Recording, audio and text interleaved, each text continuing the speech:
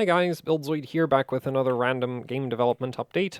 I've been messing around with just like modeling things and material properties, which is how I ended up with the portal cube, and then more recently, I've created DiscoBall Man. Yeah, because I was experimenting with an idea for like a futuristic carbon fiber-ish material.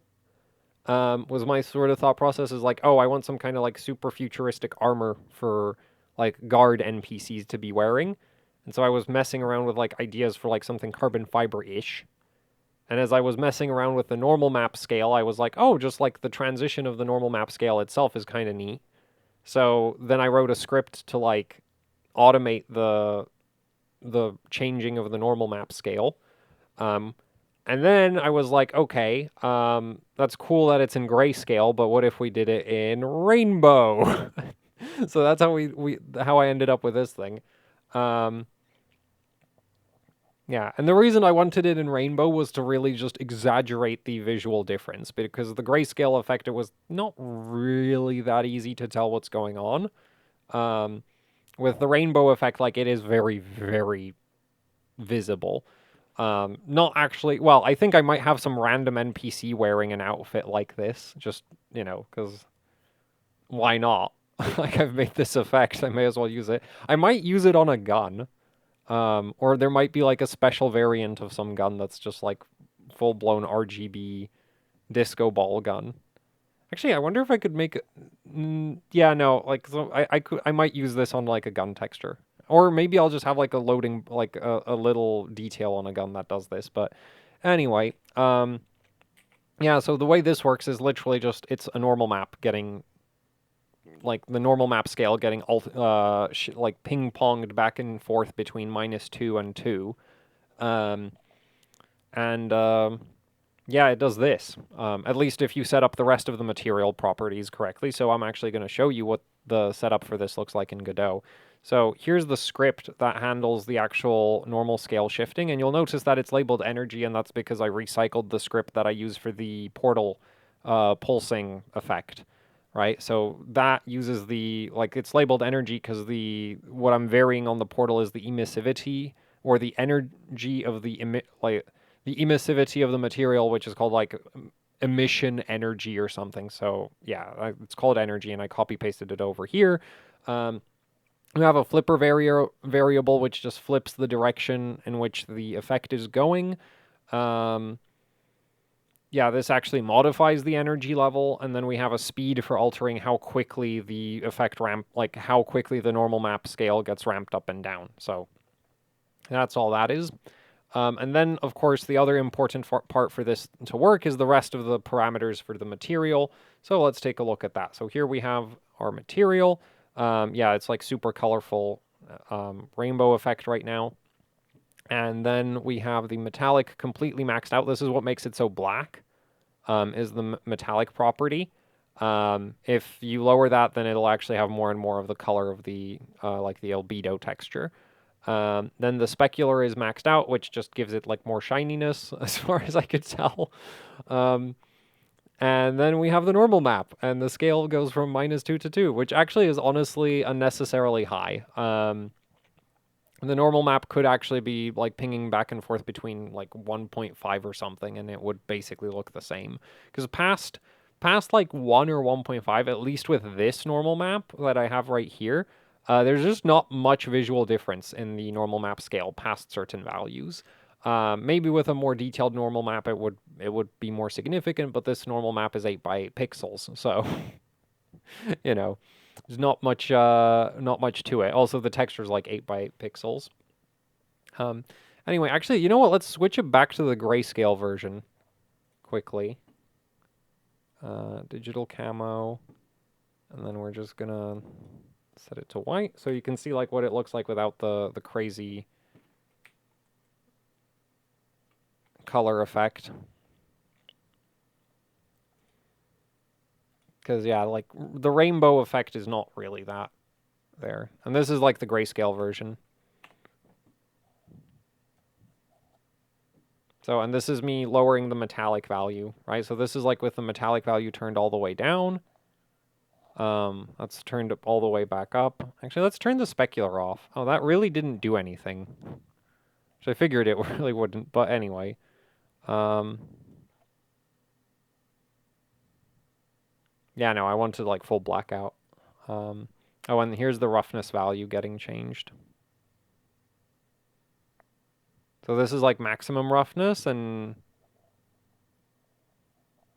yeah, it's just like could be a cool effect for something else, but like not what I'm going for here.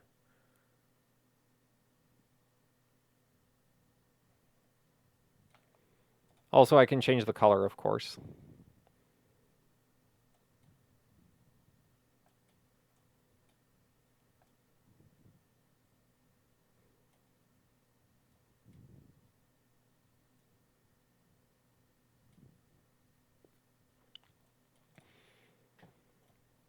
Actually, I should be able to change the texture on the fly as well.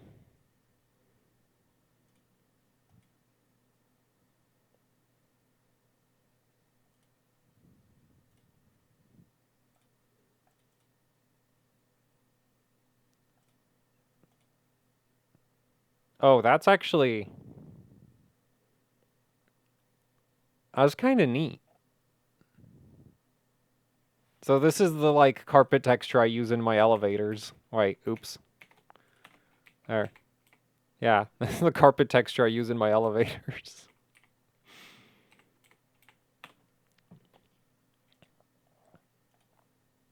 What other textures do I have? I have this, which I'm not sure... Oh. Oh, that's pretty cool. I mean, we could also use some different normal maps, I guess, at this point, since we're already messing with this. Let's try this one. Okay, now the scale is like way...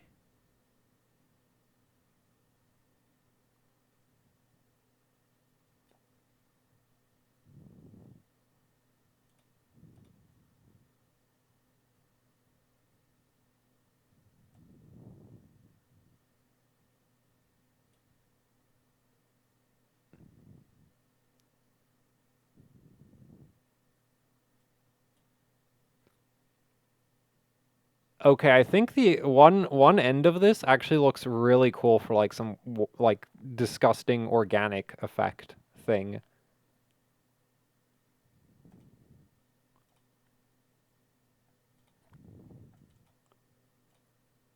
Wait, what other normal? I should have more normal maps. Where's another one? Oh, here we have one.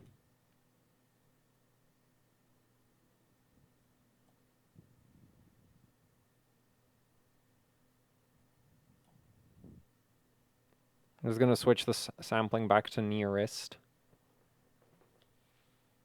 Okay, so we're just back to the like pixely effect again.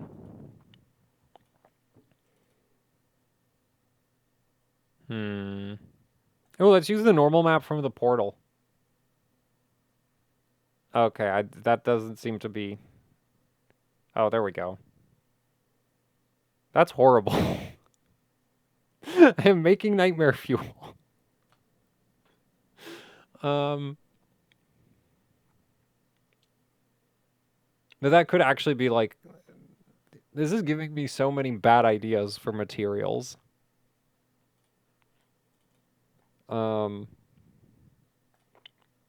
Anyway, here's the normal map for the tiles.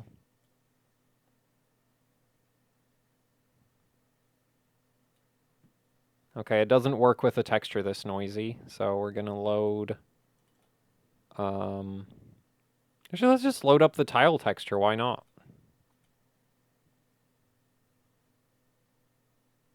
Well, that looks really lame.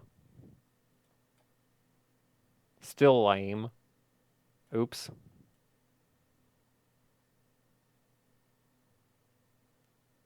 Yeah, nope, that's super lame.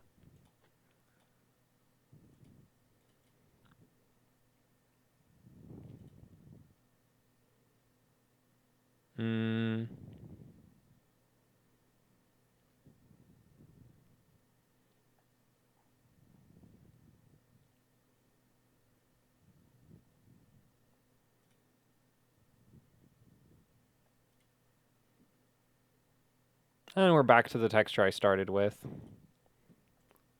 Because I do actually kind of want to fix this now. So let's load up the normal again. Whoa. Oh, right, the scale's like way off. Should be like 5, I think. Yep, that's a good size.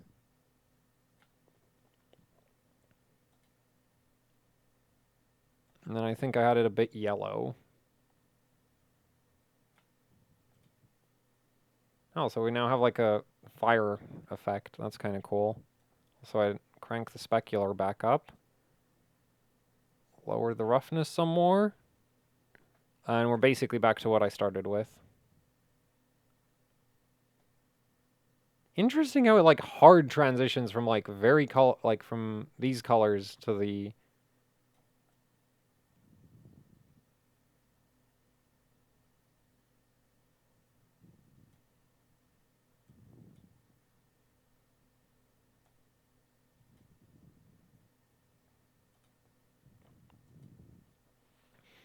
Anyway, I think I've shown everything I wanted to show.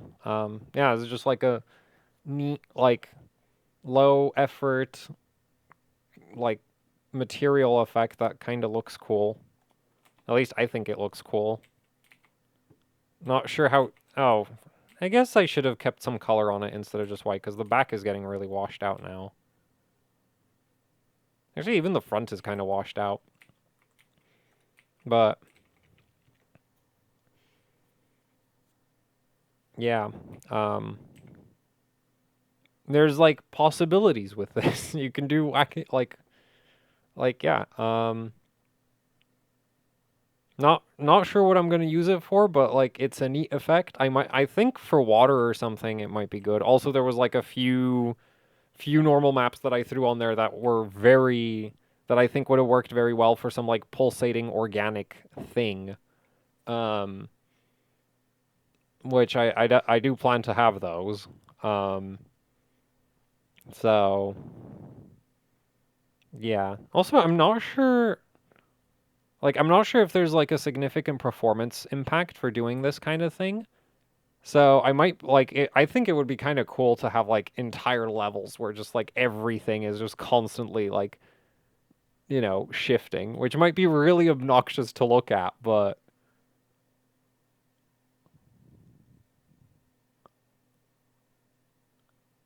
yeah, I think it could be kind of neat. Or, like, areas of levels where everything is just, like, constantly shifting slightly. And then if you intentionally have them slightly out of sync with each other, that could be cool. Or maybe really, really annoying again. But anyway, I think this video should be over at this point, because I think you get the idea. It's just like, yeah, you can just use scripts to like automate pretty much any material property on the fly. And then, you know, like I could also change the color of this material on the fly. That really wouldn't be that difficult to do. Because I've done that before. That's like how my explosions currently work. And also I could add like an emissivity texture to this, and then, you know, that like an emissivity texture. Well, you could use a different emissivity texture or whatever, but like you get the idea. It's just like, yeah, you can just sort of use scripts to misuse the material properties, because I am not sure that you're supposed to do this, but like the engine doesn't stop me, and yeah, like it looks cool. It's very low effort. Throw it at everything as far as I'm concerned. So, yeah, anyway, that's it for the video. So, thank you for watching, and goodbye.